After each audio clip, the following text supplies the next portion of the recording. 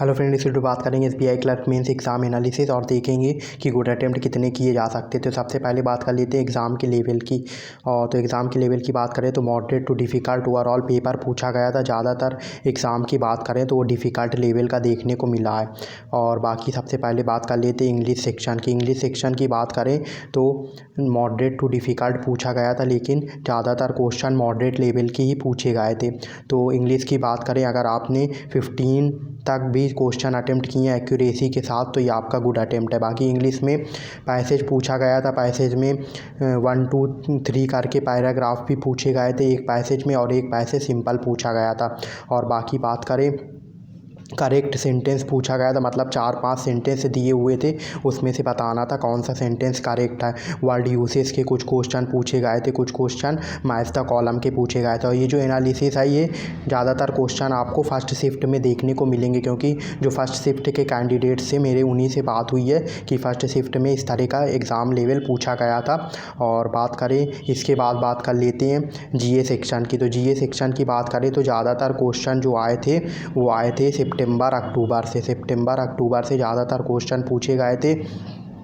और बाकी बात करें कुछ क्वेश्चन जुलाई और मई से भी पूछे गए थे, लेकिन ज़्यादा क्वेश्चन जो है वो सितंबर और अक्टूबर मंथ से पूछे गए थे। और जो लोग लास्ट के नवंबर दिसंबर मंथ पूछे गए थे करके गए थे, उनसे बहुत ही कम क्वेश्चन आए हुए थे नवंबर दिसंबर से। आप ये मान लीजिए 3 से 4 क्वेश्चन ही आए हुए थे। बाकी पूरा पेपर जो था वो प्रीवियस मंथ से था, मतलब लेटेस्ट मंथ से कम क्वेश्चन आए हुए थे। बैंकिंग इंश्योरेंस के जो क्वेश्चन आए हुए थे वो पूरे पेपर में मान लिया आज 50 क्वेश्चन आए हैं, तो आप ये मान लीजिए 10 से 15 क्वेश्चन आपको बैंकिंग एंड इंश्योरेंस बेस्ड दिखेंगे। बाकी कुछ क्वेश्चन करेंट अफेयर के दिखेंगे। बाकी कुछ क्वेश्चन आपको स्टैटिक बैंकिंग से रिलेटेड क्वेश्चन आपको देखने को मिलेंगे। जीए की बात करें, अगर आपने 50 में से 12 to 15 क्वेश्चन भी एक्यूरेसी के साथ अटेम्प्ट किए तो आपका गुड अटेम्प्ट है। बाकी एसबीआई क्लर्क मेंस एग्ज़ाम में सेक्शनल कट ऑफ नहीं होता है, तो आपके इससे भी कम अटेम्प्ट है। तो डेफिनेटली अगर आपने और जितने भी सेक्शन है उसमें अच्छे क्वेश्चन अटेम्प्ट किए तो आपका एग्ज़ाम क्लियर हो सकता है। बाकी जीए सेक्शन की बात करें तो कैंडिडेट से बात हुई है, डिफ़िकल्ट पूछा गया, मतलब कि जो क्वेश्चन थे वो काफ़ी घुमा के दिए हुए थे और स्टेटमेंट बेस्ड क्वेश्चन भी दिए हुए थे, जिसकी वजह से उनको अटेम्प्ट करने में काफ़ी प्रॉब्लम हो रही थी। तो ओवरऑल जो जीए का सेक्शन था वो डिफ़िकल्ट ही पूछा गया है। बाकी अब बात कर लेते हैं रीजनिंग सेक्शन की। तो रीजनिंग की बात करें तो रीजनिंग का सेक्शन भी मॉडरेट टू डिफ़िकल्ट लेवल का पूछा गया। ज़्यादातर क्वेश्चन डिफ़िकल्ट पूछे गए थे। रीजनिंग सेक्शन की बात करें तो जो मिसलेनियस क्वेश्चन थे वो अगर आप पहले करते तो आपके ठीक ठाक अटेम्प्ट हो जाते, जैसे कि ब्लड रिलेशन का क्वेश्चन आया हुआ था। और बात करें कोडेड डायरेक्शन आया हुआ था, कोडेड सिलॉग भी शायद आया हुआ था, कोडेड से रिलेटेड डायरेक्शन भी आया था, कोडेड सिलॉग भी आया था। और बात करें बाकी जो आया था डेटा सफिशिएंसी आया था, लेकिन डेटा सफिशिएंसी काफ़ी टाइम कंज्यूमिंग था। बाकी मिसलेनियस में इतने ही टॉपिक पूछे गए थे। इनपुट आउटपुट से रिलेटेड क्वेश्चंस पूछे गए थे। और पजल की बात करें तो पजल 3 से 4 सेट पजल पूछे गए थे, जिसमें से 3-3 4-4 3 और 4 क्वेश्चन, मतलब ईच पजल में आपको 3 और 4 क्वेश्चन देखने को मिलेंगे। किसी पजल में 4 क्वेश्चन थे, किसी पजल में 3 क्वेश्चन थे। तो एक पजल आई थी 16 पर्सन थे, पैरेलल रो में आपको अरेंज करना था उनको। और बाकी इसमें कुछ नॉर्थ देख रहे थे, कुछ साउथ देख रहे थे, ऐसे करके क्वेश्चन पूछे गए थे। और बाकी बात करें एक पजल आई थी जिसमें मंथ दिए हुए थे 4 मंथ, जनवरी मार्च और सितंबर दिसंबर 4 मंथ दिए हुए थे। और उसमें 4 डेट्स थी और 9 पर्सन को आपको अरेंज करना था। डेट जो थी उसमें प्राइम नंबर का कॉन्सेप्ट लग रहा था या तो इवन ऑड का कॉन्सेप्ट लग रहा था। डेट्स की बात करें तो उसमें दिया था कि प्राइम नंबर में कुछ लोग बैठे हैं और कुछ लोग इवन नंबर में, ऐसे करके कुछ दिया हुआ था। और बाकी इस पजल की बात करें तो ये पजल ठीक ठाक थी, मॉडरेट लेवल की थी। आप बनाना चाहते तो बन जाती, लेकिन फिर भी टाइम कंज्यूमिंग काफ़ी थी। और बात करें एक पजल आई थी कैटेगरी बेस्ड पजल आई थी, जिसमें से 3 जो थे स्टेट दिए हुए थे, चंडीगढ़, पुणे और गुरुग्राम करके 3 स्टेट दिए हुए थे, जिसमें आपको 7 कलर और 7 पर्सन को अरेंज करना था। इससे भी 3 से 4 क्वेश्चन पूछे गए थे।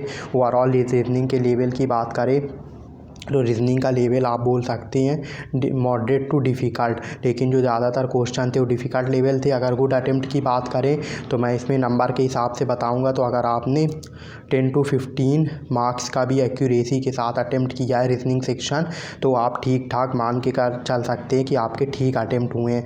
लेकिन बात वहीं पर आ जाती है, अगर आपको ओवरऑल कट ऑफ क्लियर करना है तो किसी एक सेक्शन आपका कोई एक सेक्शन स्ट्रांग होना चाहिए या 2 सेक्शन स्ट्रांग होना चाहिए, जिससे कि आप उसमें अच्छे मार्क्स गेन कर सकें। और बात कर लेते हैं बाकी जो अब बात कर लेते हैं क्वांट सेक्शन की। तो क्वांट सेक्शन की बात करें तो क्वाड्रेटिक इक्वेशन न्यू पैटर्न पूछा गया, जिसमें रूट्स के से रिलेटेड कुछ स्टेटमेंट दिए हुए थे, आपको रूट्स निकाल के उनको सॉल्व करना था। बाकी न्यू पैटर्न था क्वाड्रेटिक इक्वेशन का।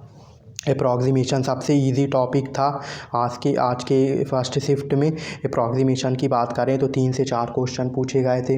और बात कर लेते हैं बात कर लेते हैं डीआई की। तो एक कैसलेट डीआई आया हुआ था शायद, और बाकी बात करें कैसलेट डीआई तो कैंडिडेट्स ने बताया कि उन्होंने स्किप कर दिया था, और पाई चार्ट के साथ वेरिएबल दिया हुआ था, इससे रिलेटेड एक डीआई पूछा गया था। और बात करें और क्या पूछा गया था, तो आगे बात करें तो मेल लाइन ग्राफ आया था, जिसमें मेल फीमेल से रिलेटेड डेटा दिया हुआ था। लाइन ग्राफ था, ये भी बनाने में काफ़ी प्रॉब्लम हो रही थी क्योंकि इसके क्वेश्चन काफ़ी लेंदी थे और डीआई समझने में भी प्रॉब्लम हो रही थी। अब बात करें टेबल बेस्ड मिसिंग डीआई आया हुआ था।